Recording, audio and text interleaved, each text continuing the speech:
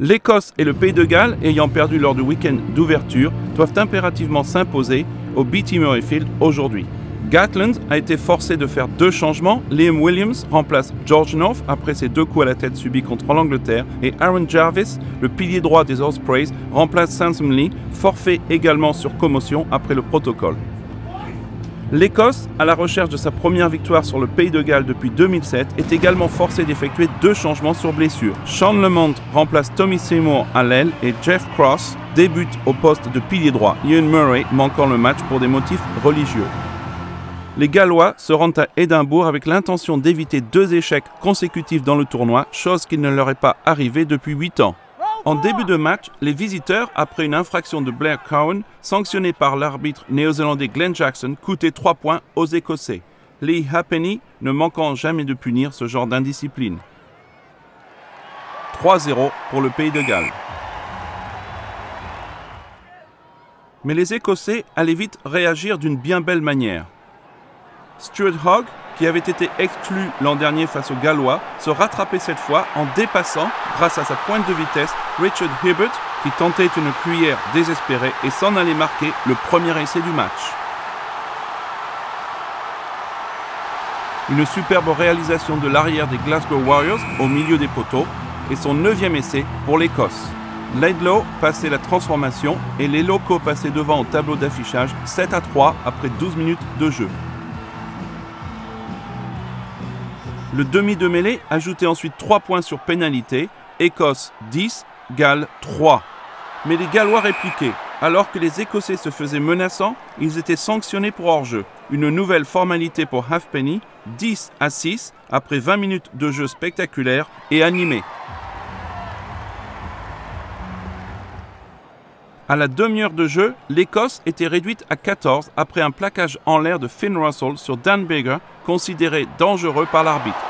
Biggar s'en sort bien quand on voit les images de sa chute après être déséquilibré. Les Gallois disposaient maintenant de 10 minutes en supériorité numérique à exploiter. Et c'est exactement ce qu'ils réussirent à faire quelques minutes plus tard avec une offensive partie de leur propre camp.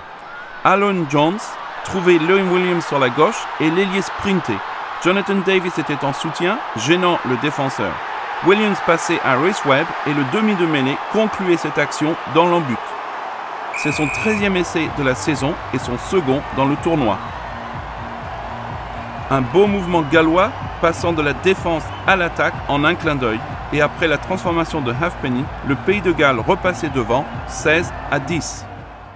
Cependant, avant la pause, les Gallois allaient être à leur tour réduits à 14. Leur centre Davis ayant, selon l'arbitre, plaqué Johnny Beattie en l'air.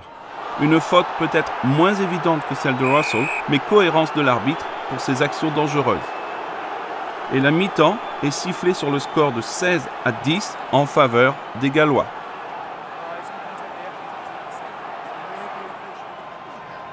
Quelques minutes après la reprise du jeu, l'Écosse refaisait une partie de son retard pour une faute de Jamie Roberts qui donne à Laidlaw la chance de marquer. La pénalité était réussie. Écosse 13, Galles 16.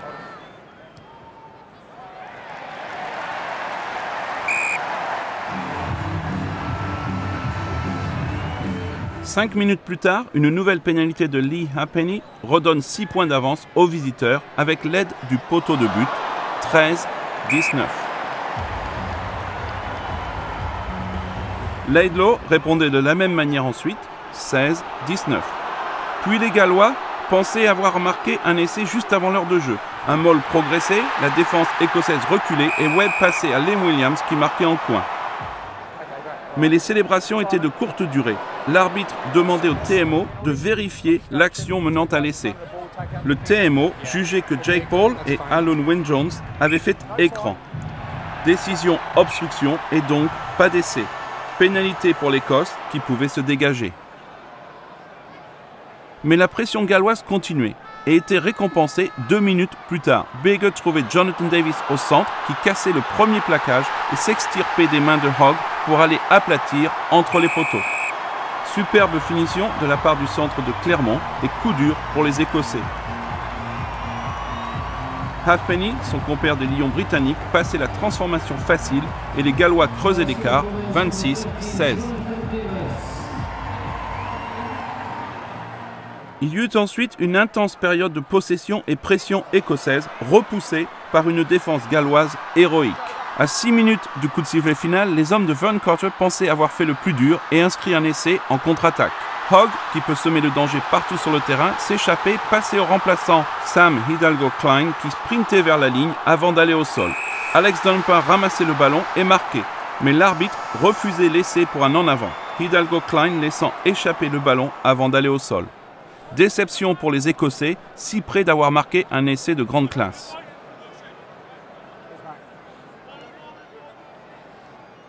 Alors que l'on s'approchait de la fin du match, les locaux continuaient de tenter de marquer l'essai qui pourrait leur permettre de sauver le match. Ils y sont finalement parvenus, mais trop tard. Un autre remplaçant, John Welsh, arrivait à se faufiler dans la défense de près pour aplatir. Essai accordé. Les esprits s'échauffaient après cette action. Mais y aurait-il le temps de reprendre le jeu après la transformation ? Russell transformé, 23-26, avec seulement une poignée de secondes à jouer. Mais alors que les Écossais se replaçaient, le chrono indiquait 80 minutes. Et après une petite hésitation, l'arbitre sifflait la fin du match, à la grande déception du public d'Édimbourg et de l'encadrement écossais, visiblement énervé par cette décision. Les Gallois s'en sont sortis de justesse et quittent Édimbourg avec leurs espoirs de remporter le tournoi toujours intacts à l'issue d'une confrontation très serrée. Ils se rendront à Paris dans 2 semaines, alors que l'Écosse accueillera l'Italie, ces 2 équipes à la recherche d'un premier succès. Score final après un match à suspense à Édimbourg, Écosse 23, Galles 26.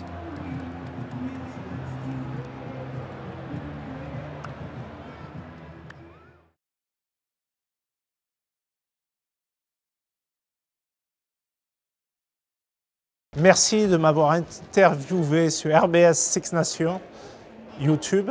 Et surtout, il faut s'inscrire, il faut s'abonner. Les questions sont très intéressantes.